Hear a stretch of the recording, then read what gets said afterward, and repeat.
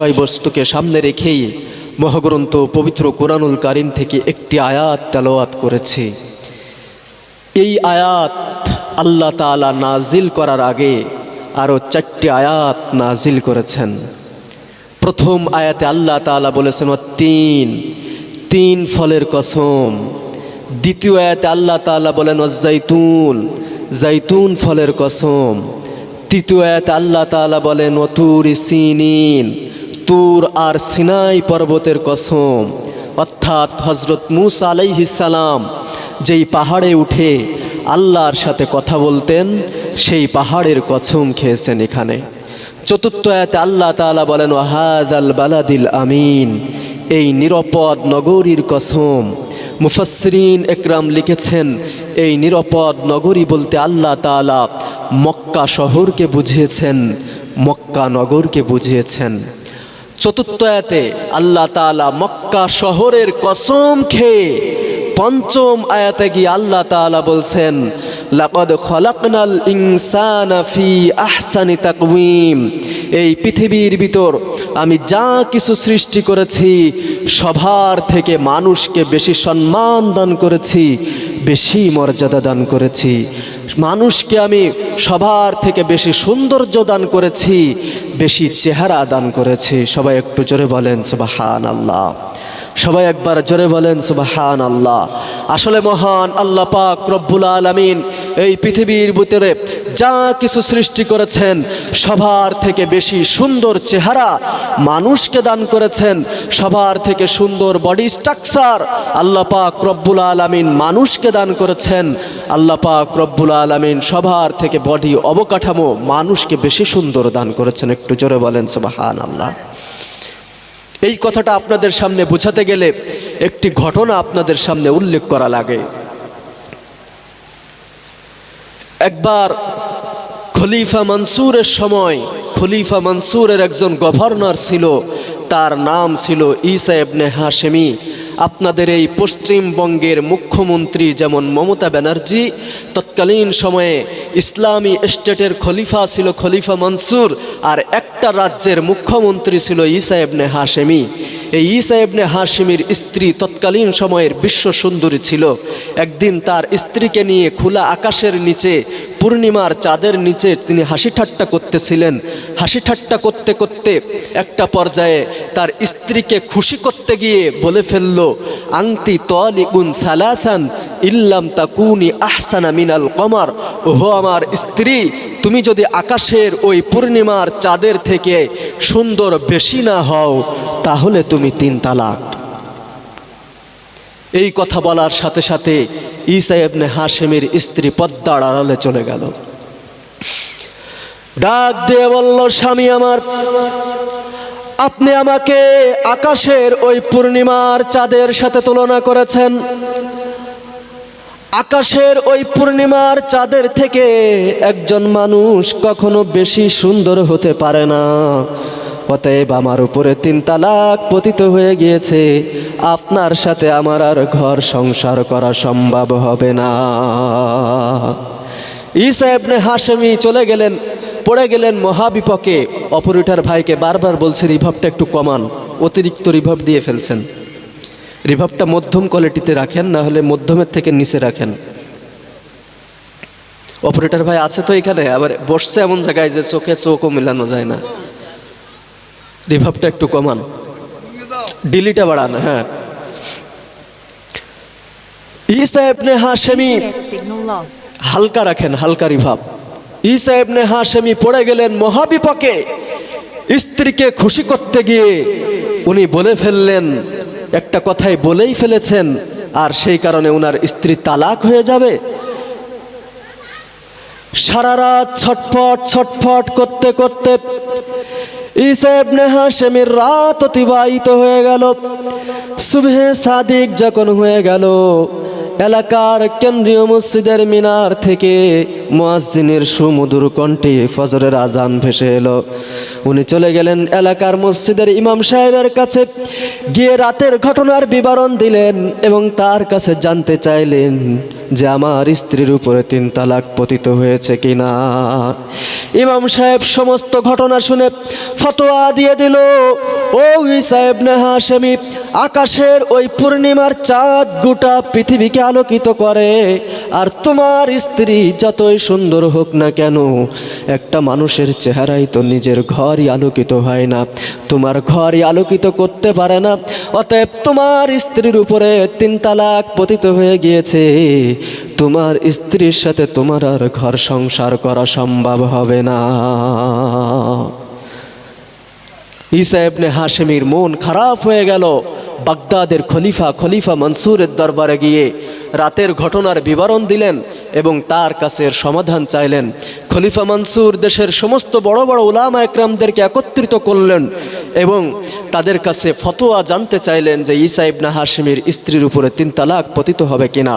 বাগদাদের সমস্ত বড় বড় উলামা একরাম, বাগদাদের তৎকালীন সময়ের শাইখুল ইসলাম যিনি ছিলেন, তার নেতৃত্বে বসে এই কথায় একমত হয়ে গেল যে আকাশের ওই পূর্ণিমার চাঁদ গোটা পৃথিবীকে আলোকিত করে, আর একজন মানুষের চেহারা যতই সুন্দর হোক না কেন, একটা মানুষের চেহারা কি একটা ঘর আলোকিত হবে, একটা ছোট কামড়া আলোকিত হবে?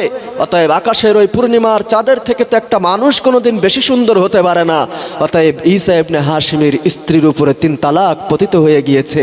ডাক দিয়ে বলল, ঈসা ইবনে হাশেমি, তুমি তোমার বিশ্ব সুন্দরীর স্ত্রীর সাথে ঘর সংসার করার আশা ছেড়ে দাও, অন্য জায়গায় বিয়ে শাদী করে তারপরে ঘর সংসার করার চিন্তা করো। মুসলমান ভাইরা রে আমার, কিন্তু ওই মজলিসে একজন ছোট্ট তালবে ইলম উপস্থিত ছিলেন। তিনি দাঁড়ায় গেলেন, ডাক দিয়ে বললেন, ও শাইখুল ইসলাম, বাগদাদের বড় বড় উলামা একরাম, আমি আপনাদের সাথে একমত নই। তখন শাইখুল ইসলাম ডাক দিয়ে বলল, কেন তুমি আমাদের সাথে একমত নয়? তখন ওই ছোট্ট বালকটা আমার তেলাওয়াতকৃত এই আয়াতগুলো পর পর তেলাওয়াত করলেন।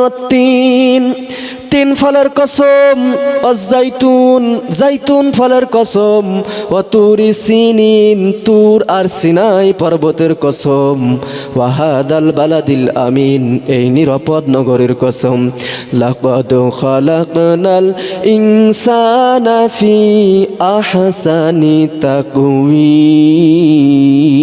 একটু জোরে বলেন আল্লাহু আকবার। ওই বালক ডাক দিয়ে বললেন, আল্লাহ তাআলা পর পর 4 বার কসম খেয়েছেন।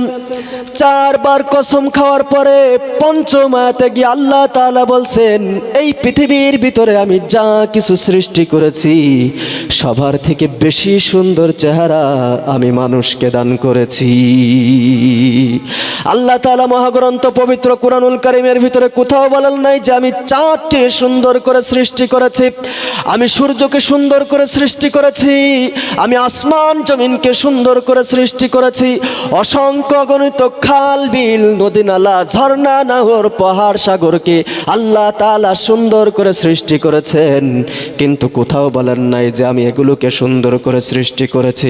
কেবলমাত্র একমাত্র আল্লাহ পাক রব্বুল আলামিন মানুষ সৃষ্টি করে মহাগ্রন্থ পবিত্র কুরআনুল কারীমের ভিতরে ঘোষণা দিয়েছেন, এই পৃথিবীর ভিতরে আমি যা কিছু সৃষ্টি করেছি সবার থেকে বেশি সুন্দর করে আমি মানুষকে বানিয়েছি। একটু জোরে বলেন সুবহানাল্লাহ। ওই তালবে ইলম ডাক দিয়ে বলল, ও ঈসা ইবনে হাশেমি, তোমার স্ত্রী তো বর্তমান সময়ের বিশ্ব সুন্দরী, তোমার স্ত্রী তো আকাশের ওই পূর্ণিমার চাঁদের থেকে বেশি সুন্দর, তোমার স্ত্রীর উপরে 3 তালাক পতিত হয় নাই, আকাশের ওই সূর্যের থেকে তোমার স্ত্রী বেশি সুন্দর, যাও বাড়িতে চলে যাও, নির্দ্বিধায় গিয়ে তুমি তোমার স্ত্রীর সাথে ঘর সংসার করো, তোমার স্ত্রীর উপরে 3 তালাক পতিত হয় নাই। জোরে বলেন সুবহানাল্লাহ। নারে তাকবীর, নারে তাকবীর। আকাশের ওই পূর্ণিমার চাঁদের থেকে এই পৃথিবীর সব থেকে নিকৃষ্ট চেহারার যেই মানুষটা, সেই মানুষটাও আকাশের ওই পূর্ণিমার চাঁদের থেকে বেশি সুন্দর। একটু জোরে বলেন সুবহানাল্লাহ। আর একটু জোরে বলবেন না সুবহানাল্লাহ। মুসলমান ভাইরা রে আমার, এখানেই শেষ নয়। এই পৃথিবীর জমিনে আল্লাহ তাআলা যা কিছু সৃষ্টি করেছেন সবার থেকে তো মানুষকে বেশি সৌন্দর্য দান করেছেন, এখানেই শেষ নয়। আল্লাহ তাআলা মহাগ্রন্থ পবিত্র কুরআনুল কারীমের সূরা বানী ইসরাঈলের 70 নম্বর আয়াতে আল্লাহ তাআলা বলেন, ওয়ালাকাদ কাররামনা বানি আদম, আমি মানুষকে সম্মান দান করেছি, মর্যাদা দান করেছি। এই একই আয়াতের শেষ অংশে আল্লাহ তাআলা বলেন ওয়াফাদ্দালনাহুম আলা কাসীরিম মিম্মান খালাকনা তাফদীলা। একটু জোরে বলেন আল্লাহু আকবার। আল্লাহ পাক রব্বুল আলামিন বলেন, এই পৃথিবীর জমিনে আমি যা কিছু সৃষ্টি করেছি সবার থেকে বেশি সুন্দর করে তো মানুষকে বানিয়েছি, এমনকি সবার থেকে বেশি সম্মান, বেশি মর্যাদা আমি আল্লাহ পাক রব্বুল আলামিন মানুষকে দান করেছি। আয়াতের তাফসীর করতে গিয়ে মুফাসসিরিন একরাম লিখেছেন, বিশেষ করে রাইসুল মুফাসসিরিন হযরত আব্দুল্লাহ ইবনে আব্বাস রাদিয়াল্লাহু তাআলা আনহু লেখেন, এই আয়াত নাজিল করার মাধ্যমে আল্লাহ তাআলা এই কথাই স্পষ্ট ভাষায় বিশ্ববাসীকে জানিয়ে দিয়েছেন যে আল্লাহ তাআলা সবার থেকে তো মানুষকে বেশি সম্মান, বেশি মর্যাদা, বেশি ক্ষমতা দান করেছেন, এমনকি নূরের তৈরি ফেরেশতাদের থেকেও আল্লাহ পাক রব্বুল আলামিন মানুষকে বেশি মর্যাদা, বেশি ক্ষমতা, বেশি শক্তি দান করেছেন। জোরে বলেন সুবহানাল্লাহ। এজন্য কবি বলেছেন, তুমি মাটির আদমকে প্রথম সৃষ্টি করিয়া ঘোষণা করিয়া দিলে শ্রেষ্ঠ বলিয়া। তুমি মাটির আদমকে প্রথম সৃষ্টি করিয়া ঘোষণা করিয়া দিলে শ্রেষ্ঠ বলিয়া। তাই নূরের ফেরেশতা করে আদমকে সেজদা, তাই নূরের ফেরেশতা করে আদমকে সেজদা। সবার চেয়ে দিলে তুমি মাটির মানুষকে সম্মান। আল্লাহু আল্লাহু তুমি জাল্লে জালালুহু, শেষ করা তো যায় না গে তোমার গুণগান। আপনারা বলতে পারেন যে বাঘ, ভাল্লুক, হাতি, সিংহ এগুলোর থেকে নাই মানুষের ক্ষমতা, মানুষের মর্যাদা, মানুষের সম্মান বেশি হলো, এটা মেনে নিলাম। কিন্তু নূরের তৈরি ফেরেশতাদের থেকে আবার মানুষের ক্ষমতা, মানুষের শক্তি, মানুষের পাওয়ার কেমনে বেশি হয়, এ কথাটা বোঝাতে গেলে আপনাদের সামনে আবার আরেকটি ঘটনা উল্লেখ করা লাগে। অপারেটর সাহেব একটু ইকোটা বাড়ান, বক্সে ইকো রাখেন। তো ফেরেশতাদের সর্দার হযরত জিবরাইল আমিন একদিন আল্লাহকে ডাক দিয়ে বললেন, আল্লাহ আমি তোমার জান্নাত একটু ভ্রমণ করে দেখতে চাই। আল্লাহ তাআলা জিবরাইলকে ডাক দিয়ে বললেন, জিবরাইল তুমি যদি আমার জান্নাত ভ্রমণ করে দেখতে চাও তাহলে আমার সব থেকে ছোট জান্নাত, জান্নাতুন নাঈমটা একটু ভ্রমণ করে দেখে আসো। মুসলমান ভাইরা রে আমার, আল্লাহর কাছ থেকে অনুমোদন নিয়ে জিবরাইল আমিন চলে গেলেন জান্নাতুন নাঈম ভ্রমণ করার উদ্দেশ্যে। একদিন নয়, 2 দিন নয়, টানা 70 দিন পর্যন্ত জিবরাইল আমিন জান্নাতুন নাঈম ভ্রমণ করলেন। 70 দিন পরে ক্লান্ত হয়ে আল্লাহকে ডাক দিয়ে বললেন, হে মাবুদ আমি আর পারছি না গো আল্লাহ, এবার তুমি বলে দাও আমি তোমার জান্নাতুন নাঈমের এই পর্যন্ত কতটুক ভ্রমণ করলাম। আল্লাহ পাক রব্বুল আলামিন জিবরাইলকে ডাক দিয়ে বললেন, জিবরাইল তুমি আমার সব থেকে ছোট জান্নাত, জান্নাতুন নাঈমের 3 ভাগের 1 ভাগও দেখে এখনো পর্যন্ত শেষ করতে পারো না। জিবরাইল আশ্চর্য হয়ে গেলেন, ডাক দিয়ে বললেন, হে মাবুদ আপনি আমাকে 600 নূরের ডানা দান করেছেন। আল্লাহ পাক রব্বুল আলামিন জিবরাইলকে 600 নূরের ডানা দান করেছেন। এই 600 নূরের ডানার ভিতরে একটা ডানা জিবরাইল আমিন যদি একবার এভাবে নাড়া দেয় তাহলে 1 মাস 10 দিনের পথ অতিক্রম করতে পারে। জোরে বলেন সুবহানাল্লাহ। একটা ডানা যদি জিবরাইল আমিন একবার এভাবে নাড়া দেয় তাহলে 1 মাস 10 দিনের পথ অতিক্রম করতে পারে। আর জিবরাইল যদি 600 নূরের ডানা একবার এভাবে নাড়ায় তাহলে 1000 মাসের পথ অতিক্রম করতে পারে। জোরে বলেন সুবহানাল্লাহ। জিবরাইল ডাক দিয়ে বললেন, আল্লাহ আপনি আমাকে 600 নূরের ডানা দান করেছেন। এই 600 নূরের ডানার ভিতরে যদি আমি একটা ডানা একবার নাড়া দেয় তাহলে 1000 মাস এক মাস 10 দিনের পথ অতিক্রম করতে পারি। আর 600 নূরের ডানা একবার নাড়া দিলে 1000 মাসের পথ অতিক্রম করতে পারি। আমি জিব্রাইল টানা 70 দিন পর্যন্ত আমার 600 নূরের ডানা চালিয়ে তোমার সব থেকে ছোট জান্নাত জান্নাতুন নাইমের 3 ভাগের 1 ভাগও দেখে শেষ করতে পারলাম না। হে মাবুদ, তাহলে তুমি এই জান্নাত কাদের জন্য বানিয়েছো?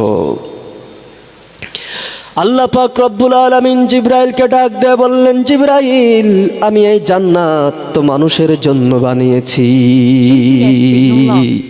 জিব্রাইল বললেন, আল্লাহ, তুমি আমাকে 600 নূরের ডানা দিয়েছো, সেই 600 নূরের ডানা চালিয়ে তোমার সব থেকে ছোট জান্নাত ভ্রমণ করে শেষ করতে পারলাম না। আর তুমি মানুষকে দান করেছো মাত্র 2টা পা। এই 2টা পা দিয়ে মানুষ জান্নাতে কিভাবে ভ্রমণ করবে? আল্লাহ পাক রব্বুল আলামিন জিব্রাইলকে ডাক দিয়ে বললেন, জিব্রাইল, তুমি কি পরীক্ষা করতে চাও? জিব্রাইল বললেন, হ্যাঁ আল্লাহ, আমি পরীক্ষা করতে চাই। আল্লাহ পাক রব্বুল আলামিন জিব্রাইলকে ডাক দিয়ে বললেন, জিব্রাইল, তুমি যদি পরীক্ষা করতে চাও তাহলে চলে যাও মদিনায়, মসজিদে নববীর গেটের সামনে গিয়ে দাঁড়াও। ফজরের আজান যখন হয়ে যাবে তুমি ভালো করে লক্ষ্য করে দেখবে, সর্বপ্রথম যেই ব্যক্তি মসজিদে নববীর ভিতরে প্রবেশ করবে, আবার সর্বশেষ যেই ব্যক্তি মসজিদে নববী থেকে বের হবে, তুমি তার কাছে জিজ্ঞাসা করবে, তাহলে তুমি তোমার উত্তর পেয়ে যাবে। জিব্রাইল আমিন জান্নাতুন নাইম থেকে চলে আসলেন সরাসরি মদিনায়। মসজিদে নববীর গেটের সামনে দাঁড়িয়ে রইলেন। কিছুক্ষণ পরে মুয়াজ্জিনের সুমধুর কণ্ঠে ফজরের আজান ভেসে এলো। জিব্রাইল ভালো করে লক্ষ্য করে দেখলেন, সর্বপ্রথম একজন দাড়ি পাকা বয় বৃদ্ধ মুরব্বী মসজিদে নববীর ভিতরে প্রবেশ করলো। জিব্রাইল আমিন দাঁড়িয়ে রইলেন। এক এক করে মসজিদে নববীর সমস্ত মুসল্লিরা মসজিদে নববীর ভিতরে প্রবেশ করলো। ফজরের নামাজ শেষ হয়ে গেল। নামাজ শেষ হয়ে যাওয়ার পরে মসজিদে নববীর সমস্ত মুসল্লিরা মসজিদে নববী থেকে বের হয়ে গেল। জিব্রাইল আমিন দাঁড়িয়ে রইলেন। কিন্তু সর্বপ্রথম যেই দাড়ি পাকা মুরব্বী মসজিদে নববীতে প্রবেশ করেছিল, এখনো সেই ব্যক্তি মসজিদে নববী থেকে বের হয় নাই। জিব্রাইল আমিন দাঁড়িয়ে রইলেন। পূর্ব আকাশে যখন সূর্য উদিত হয়ে গেল, ঠিক সে সময়ে জিব্রাইল আমিন দেখলেন যেই সর্বপ্রথম দাড়ি পাকা যেই মুরব্বীটি প্রবেশ করেছিল, এবার আস্তে আস্তে সেই দাড়ি পাকা মুরব্বী লোকটা মসজিদে নববী থেকে বের হচ্ছে। লোকটাকে দেখে জিব্রাইল আমিন সালাম দিলেন এবং ডাক দিয়ে বললেন, ভাই, আপনার কাছে আমার একটা প্রয়োজন আছে।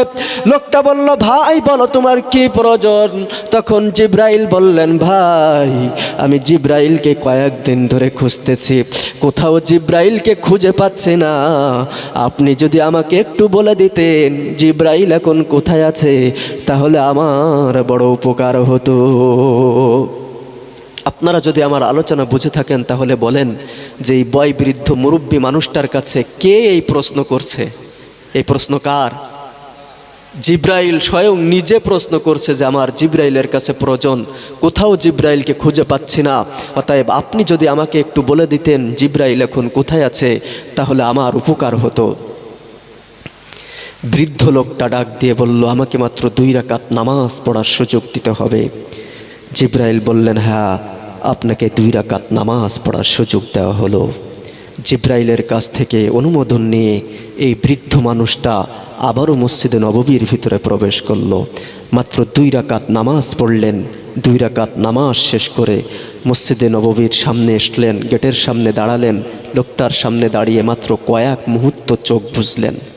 কয়েক মুহূর্ত পর চোখ খুলে ডাক দিয়ে বললেন, ভাই, আমি 8টা জান্নাত, 7টা জাহান্নাম, 7 সমুদ্র, 13 নদী, 7 আসমান, 7 জমিন, পৃথিবীর এক প্রান্ত থেকে অন্য প্রান্ত পর্যন্ত তন্ন তন্ন করে খুঁজে দেখেছি।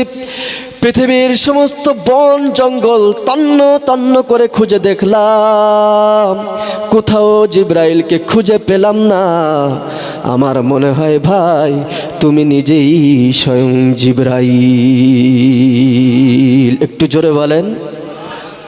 এবার আমার আলোচনা বুঝে থাকলে বলুন, জিব্রাইলকে 600 নূরের ডানা দেওয়া হয়েছে, যে 600 নূরের ডানা জিব্রাইল একবার নাড়া দিলে 1000 মাসের পথ অতিক্রম করতে পারে, সেই জিব্রাইল টানা 70 দিন পর্যন্ত আল্লাহর সব থেকে ছোট জান্নাত জান্নাতুন নাঈম ভ্রমণ করে 3 ভাগের 1 ভাগও দেখে শেষ করতে পারে নাই। আর সামান্য এই 2 পাওয়ালা মানুষ মদিনার মসজিদে নববীর গেটের সামনে দাঁড়িয়ে কয়েক মুহূর্ত চোখ বুজে চোখ খুলে বলতেছেন যে আমি 8টা জান্নাত, 7টা জাহান্নাম, 7 আসমান, 7 জমিন, 7 সমুদ্র, 13 নদী, পৃথিবীর এক প্রান্ত থেকে অন্য প্রান্ত পর্যন্ত পৃথিবীর সমস্ত বন জঙ্গল তন্ন তন্ন করে খুঁজে দেখলাম, কোথাও জিব্রাইলকে খুঁজে পেলাম না। আমার মনে হয় তুমি নিজেই স্বয়ং জিব্রাইল। জোরে বলেন সুবহানাল্লাহ, আরেকবার জোরে বলেন সুবহানাল্লাহ। এবার আপনারা বলেন, ওই ফেরেশতাদের সর্দার 600 নূরের ডানাওয়ালা জিব্রাইলের পাওয়ার ক্ষমতা শক্তি বেশি না এই 2 পাওয়ালা মানুষের পাওয়ার ক্ষমতা শক্তি বেশি? নারায়ে তাকবীর, নারায়ে তাকবীর। এই বয় বৃদ্ধ দাড়ি পাকা মুরব্বি, ইনি আর কেউ নন, ইনি হচ্ছেন খলিফাতুল মুসলিমিন, আমিরুল মুমিনিন, প্রথম খলিফা হযরত আবু বকর সিদ্দিক রাদিয়াল্লাহু তাআলা আনহু। আবু বকরের ক্ষমতা বেশি না জিব্রাইলের ক্ষমতা বেশি? আবু বকরের ক্ষমতা বেশি, কিন্তু প্রকৃত অর্থে আমরা সেই মানুষের মতো মানুষ হতে না পারার কারণে আজকে আমাদের সেই হারানো, আমাদের সেই ক্ষমতা, আমাদের সেই সম্মান, আমাদের সেই মর্যাদা, সেই পাওয়ার আজকে সত্যি সত্যি আমরা হারিয়ে ফেলেছি। কিন্তু মুসলমানদের পাওয়ার কেমন ছিল, মুসলমানদের শক্তি কেমন ছিল?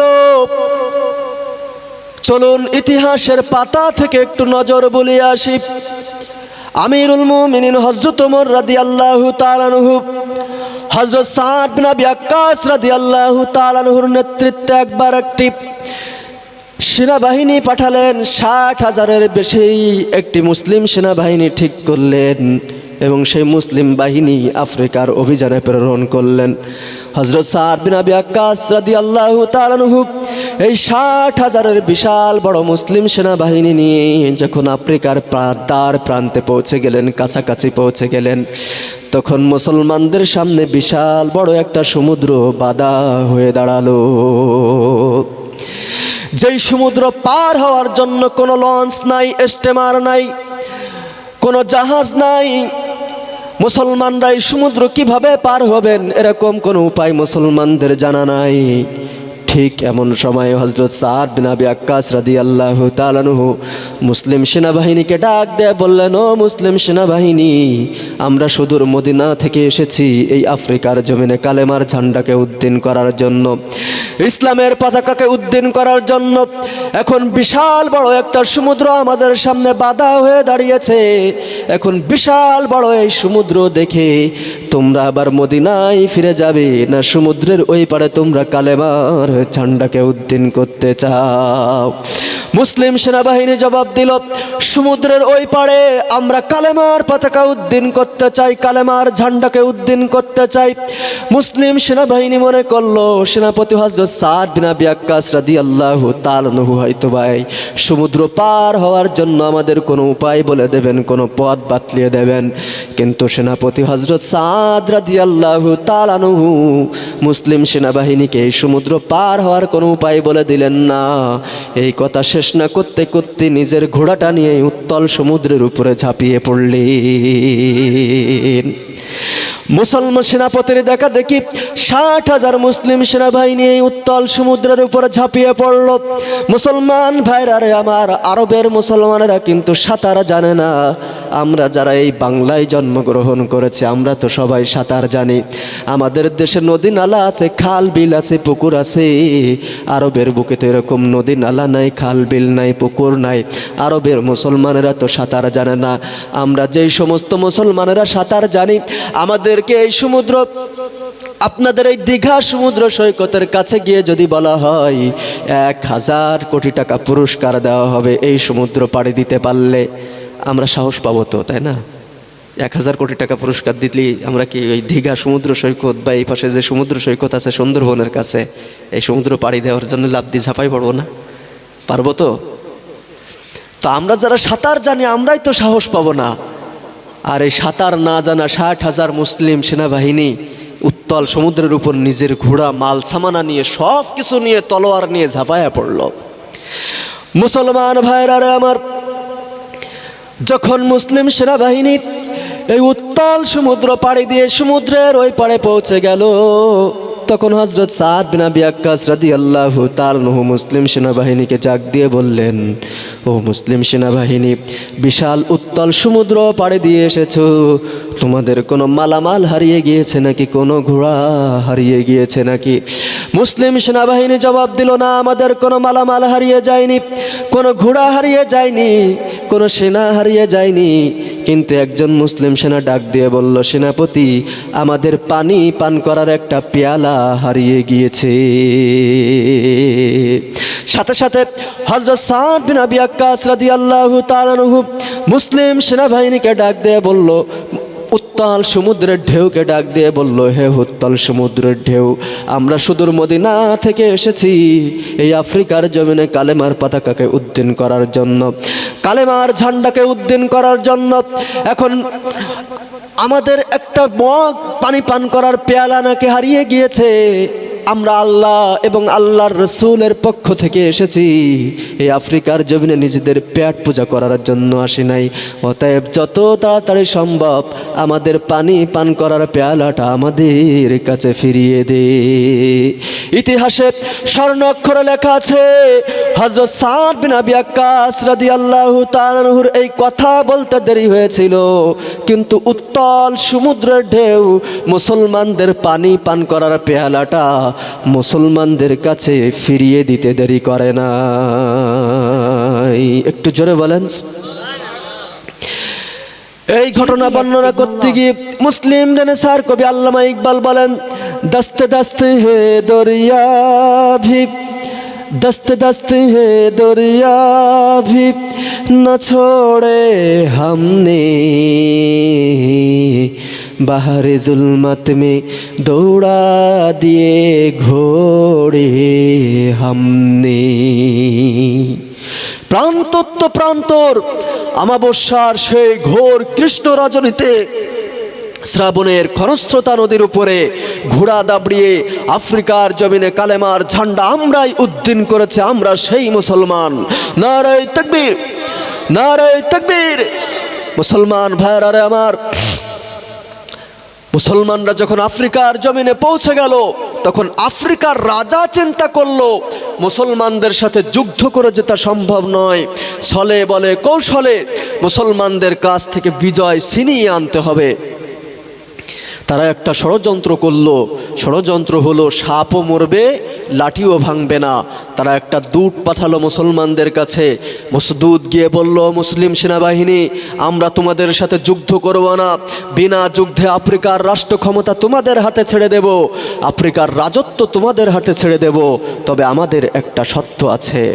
মুসলিম সেনাবাহিনী ডাক দিয়ে বলল, বলো তোমাদের কি সেই সত্য? তখন তারা বলল, শুধুমাত্র আজ রাতটা তোমাদেরকে আফ্রিকার জঙ্গলের ভিতরে অবস্থান করতে হবে। যদি আজ রাতটা আফ্রিকার জঙ্গলের ভিতরে কাটিয়ে দিতে পারো, তাহলে আগামীকাল সকালবেলায় আমরা আফ্রিকার রাষ্ট্র ক্ষমতা তোমাদের হাতে ছেড়ে দেব। তাদের ষড়যন্ত্র ছিল এটা, আফ্রিকার জঙ্গলের ভিতরে হিংস্র বন্য প্রাণীরা আছে, বাঘ আছে, ভাল্লুক আছে, সিংহ আছে, এগুলোই মুসলমানদের ঘাড় মটকাবে, মুসলমানদের কলিজা চাবাই চাবাই খাবে। আমাদের আর মুসলমানদের সাথে যুদ্ধ করা লাগবে না, বিনা যুদ্ধে মুসলমানদের হাত থেকে আমাদের দেশকে আমরা রক্ষা করতে পারবো।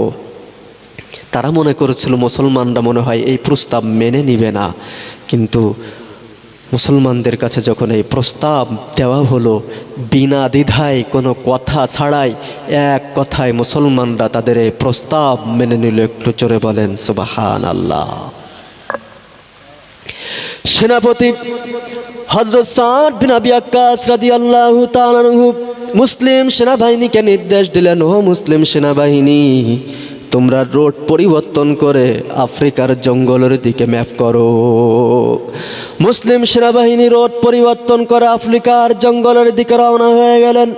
60,000-এর বিশাল মুসলিম সেনাবাহিনী যখন আফ্রিকার জঙ্গলের ভিতরে পৌঁছে গেল, তখন হযরত সাদ বিন আবি ওয়াক্কাস রাদিয়াল্লাহু তাআলা আনহু মুসলিম সেনাবাহিনীকে ডাক দিয়ে বললেন, হো মুসলিম সেনাবাহিনী, একটা স্টেজ বানাও। বিশাল বড় একটা স্টেজ বানানো হলো। আজকে যেমন এখানে একটা স্টেজ বানানো হয়েছে, এর থেকে বড় করে একটা স্টেজ বানানো হলো। কিন্তু এই স্টেজে দাঁড়িয়ে মুসলমানদের সেনাপতি হযরত সাদ বিন আবি ওয়াক্কাস রাদিয়াল্লাহু তাআলা আনহু মুসলিম সেনাবাহিনীর উদ্দেশ্যে ভাষণ দিবেন না, আফ্রিকার মানুষের উদ্দেশ্যে ভাষণ দিবেন না, আফ্রিকার জনগণের উদ্দেশ্যে ভাষণ দিবেন না। এই স্টেজে দাঁড়িয়ে হযরত সাদ বিন আবি ওয়াক্কাস রাদিয়াল্লাহু তাআলা আনহু ভাষণ দিবেন আফ্রিকার জঙ্গলের হিংস্র বন্য প্রাণীদের উদ্দেশ্যে। আমি এখানে মানুষ কথা বলতেছি, আপনারা মানুষ আছেন তাই উঠে চলে যাচ্ছেন। আশেপাশে অনেক মানুষ ঘোরাঘুরি করতেছে, আসে না, জলসায় আসে না। আর কেমন পাওয়ার দেখেন, ভাষণ দেবে আফ্রিকার বাঘ ভাল্লুক সিংহের উদ্দেশ্যে, হাতির উদ্দেশ্যে। শুনবে তো, শুনবে তো। মানুষ মানুষের কথা শোনে না, আর এই সিংহ বাঘ একে মানুষের কথা শোনার সময় আছে? এর সাথে দাঁড়িয়ে হযরত সাদ বিন আবি ওয়াক্কাস রাদিয়াল্লাহু তাআলা